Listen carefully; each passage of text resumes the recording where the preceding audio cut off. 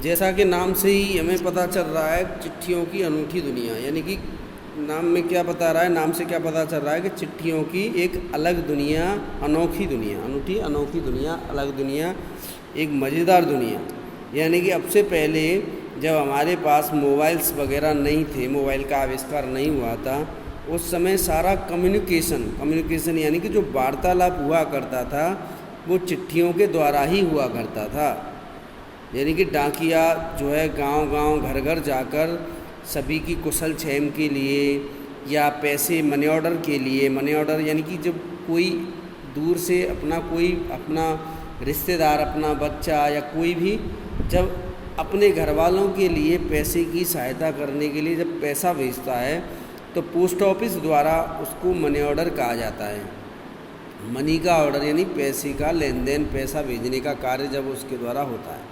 इस तरीके से चिट्ठियों का कार्य बेहद बड़े स्तर पर हुआ करता था। आजकल जो चिट्ठियों का कार्य कम हो गया है, केवल सरकारी जो कार्य हैं वो चिट्ठी या फिर प्रेस विज्ञप्ति के द्वारा किए जाते हैं। बाकी के जो पहले जो कार्य थे वार्तालाप के, चाहे वो फौजी भाई हों बॉर्डर पर, वो भी अपने घर वालों के लिए चिट्ठियाँ लिखा करते थे। ठीक है, तो चिट्ठियाँ लिखे होने के साथ साथ क्या है, वो अपनी कुशल क्षेम पहुँचे। हाँ, ये ज़रूर है कि उसमें समय ज़रूर लगता था, टाइम लगता था चिट्ठी को लिखने के बाद, उसको डालने के बाद पोस्ट ऑफिस के बॉक्सी में जब डालते थे उसके बाद उसे घर तक पहुँचने में। आजकल जो फ़ोन में, मगर एक बात इसमें लेखक ने बताई है कि जो चिट्ठियों की दुनिया थी वो भले ही अच्छी दुनिया थी। आजकल जो हमारे पास जो कम्युनिकेशन के साधन है, वार्तालाप के जो साधन है, फ़ोन है, SMS है, MMS है, फेसबुक है, ट्विटर है, व्हाट्सअप है, इनमें वो वाली बात नहीं जो कि चिट्ठियों में बात थी।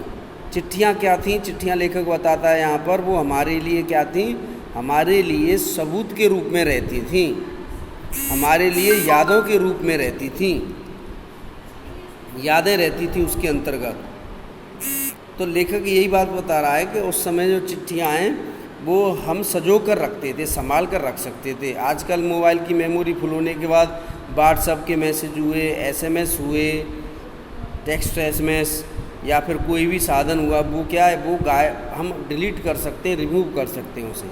मगर चिट्ठियाँ क्या है, हमारे सदियों तक हमें याद रहती थी। अगर हमने वो संभाल कर रखी हुई है तो हमारे लिए वो याद बनी हुई थी। तो इसमें लेखक ने ये भी बताया है कि जो है महात्मा गांधी सभी लोगों की चिट्ठियों का जवाब दिया करते थे। उस समय महात्मा इंडिया लिखकर या महात्मा गांधी भारत लिखकर चिट्ठियाँ आती थी और महात्मा गांधी तक अपने आप वो पहुँच जाया करती थी। इस तरीके से वो चिट्ठियों का कार्य हुआ करता था। मगर अब चिट्ठियों को आने जाने में समस्या होने लगी, क्योंकि आजकल जो है टेक्निक युग आ गया, ठीक है, जिसके कारण मोबाइल, SMS, MMS के द्वारा वार्तालाप किए जाते हैं।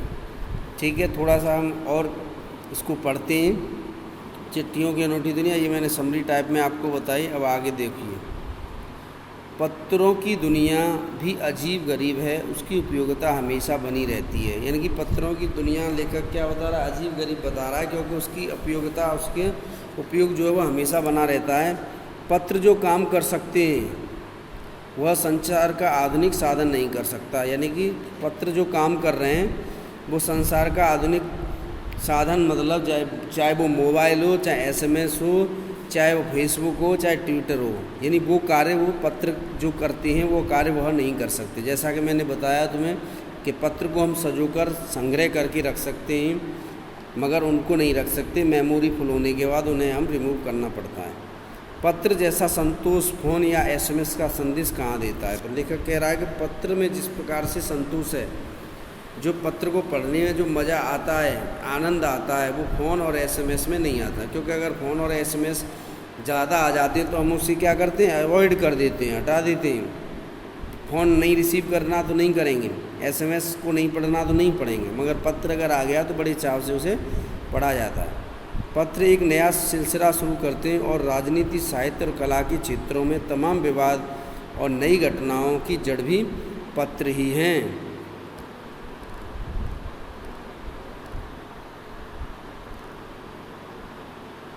तो लेखक बता रहा है कि जो पत्र हैं वो नया सिलसिला शुरू करते हैं। जैसे राजनीति का क्षेत्र हो, चाहे साहित्य का क्षेत्र हो, चाहे कला का, तमाम विवाद और नई घटनाओं की जड़ भी पत्र ही होते हैं। वाद विवाद है, नई घटनाएं अगर जोड़नी करनी है तो वो सब पत्रों के द्वारा ही होता है। दुनिया का तमाम साहित्य पत्रों पर केंद्रित है और मानव सभ्यता के विकास में इन पत्रों ने अनूठी भूमिका निभाई है। यानी कि दुनिया का साहित्य, यानी बहुत सारे साहित्यकार हैं जिन्होंने एक दूसरे के पत्रों को लेकर और अनेक साहित्य लिखे। उस समय किस तरीके से उन्होंने पत्र लिखे, क्या परिस्थितियाँ थीं, तो वो सारे साहित्य में उन्होंने लिखे हैं बहुत सारे साहित्यकारों ने। तो लेखक यही कह रहा है कि तमाम साहित्य पत्रों पर केंद्रित है, यानी कि दुनिया जो है वो बहुत सारा जो साहित्य है वो पत्रों पर केंद्रित है। चाहे वो गांधी जी के पत्र लिखे हों, चाहे जवाहरलाल नेहरू के, चाहे पंत के, चाहे निराला के, किसी के भी पत्र हों, उनसे क्या है, नए नए साहित्यों का निर्माण हुआ है। मानव सभ्यता के विकास में भी पत्रों की अनोखी भूमिका निभाई है। पत्रों का भाव सब जगह एक सा है, भले ही उसका नाम अलग अलग हो। यानी कि जैसे क्षेत्र विशेष के अनुसार पत्रों के नाम चेंज हो जाते हैं, ठीक है।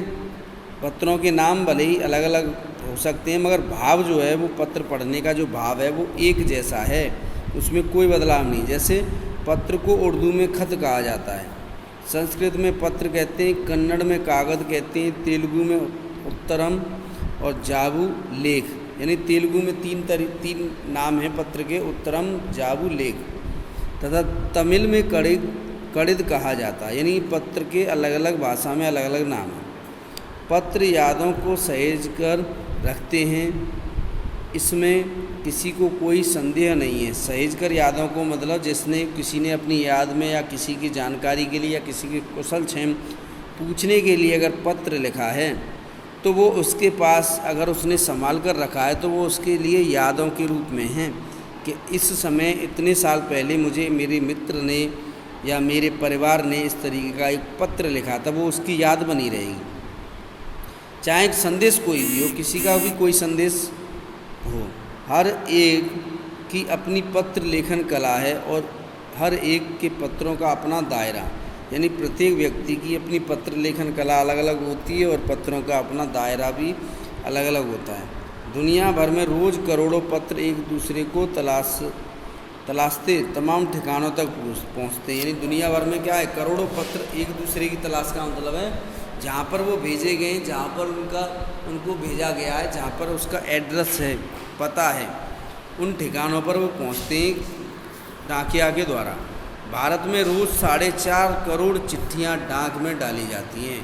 यानी भारत का डेटा लेखक ने दिया है कि 4.5 करोड़ जो चिट्ठियाँ हैं वो डाक में डलती हैं। यानी डाक विभाग इधर से उधर उन्हें करता है, उनकी अपनी पते पर पहुँचाता है, एड्रेस पर पहुँचाता है, जो साबित करती हैं कि पत्र कितनी अहमियत रखते हैं। तो ये वो बताती हैं चिट्ठियाँ 4.5 करोड़ के पत्र कितने अहमियत रखते हैं कि पत्रों के द्वारा किस तरीके से जो है पत्र एक दूसरे को चलाने का इस या कम्युनिकेशन का कार्य करते हैं।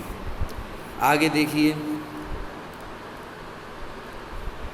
आगे पंडित जवाहरलाल नेहरू ने सन 1953 में सही कहा था कि हजारों सालों तक संचार का साधन केवल हरकारे, रनर्स या फिर तेज घोड़े रहे हैं।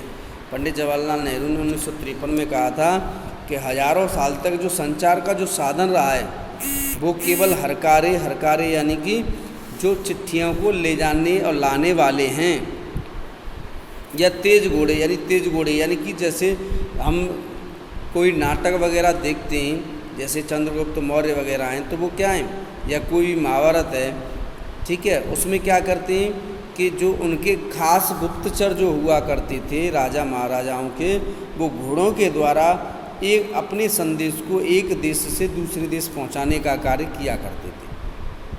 उन्हें हरकारे बोला जाता था या तेज घोड़े डोल, जिन पर बैठकर वो जाया करते थे। तो वो क्या है, पत्र लिखते थे, पत्र लिखने के बाद उस पर अपने साइन करते थे राजा महाराजे, क्योंकि पत्र तो हर कोई ले जाएगा, मगर उनको वेरीफाई करने के लिए वो उनके मोहर या साइन जो भी उनका राज्य का जो निर्धारित है उसको वो किया करते थे, और उसके बाद वो अपने जो हर कार्य हैं या फिर अपने जो पत्र भेजने वाला विभाग है उसको दिया करते थे।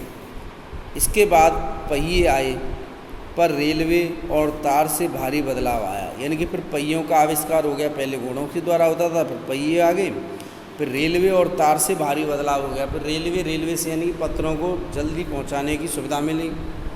तार यानी कि जिस तरीके से तार होता है, यानी कि एक जगह टाइप करो और दूसरी जगह वो निकल कर आ जाता है। जैसे अंग्रेज जिस तरीके से तार द्वारा जो है टाइप हो जाता था, तार से रेल से भी तेज़ गति से संवाद पहुंचने का सिलसिला शुरू हुआ। रेल से पहुंचता था, उससे और तेज़ गति से तार द्वारा पहुंचा।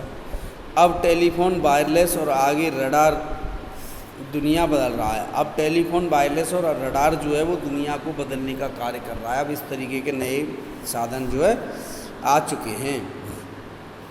आगे लेकर कह रहा है कि पिछली शताब्दी में पत्र लेखन ने एक कला का रूप ले लिया है, यानी कि अभी पिछली शताब्दी में क्या हुआ है कि पत्र लेखन ने कला का रूप ले लिया है। कला का रूप ले लिया है मतलब एक कलात्मक दृष्टि से पत्र लेखन का कार्य हो रहा है, यानी कि एक कंपटीशन के भाव से पत्र लेखनों के बहुत सारे जो है कंपटीशन प्रतियोगिताएं आयोजित की जा रही हैं, क्योंकि पत्रों को जीवित रखने के लिए इस तरीके का कार्य हुआ है।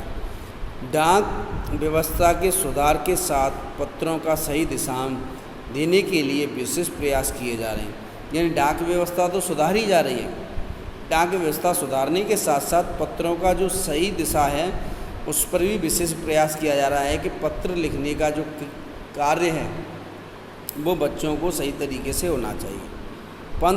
पत्र जो है वो संस्कृति विकसित करने के लिए स्कूली पाठ्यक्रम में पत्र लेखन का विकास भी शामिल किया गया। यानी पत्र लेखन की जो संस्कृति है वो जीवित रहे, विकसित रहे और बढ़े।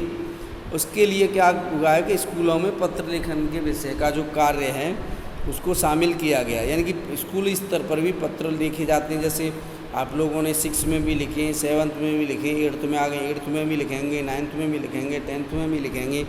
तो इस तरीके से स्कूल स्तर पर सभी छोटी क्लास से लेकर बड़ी क्लास तक पत्रों का पाठ्यक्रम शुरू किया गया है। पत्र लिखे जाते हैं बच्चों के द्वारा।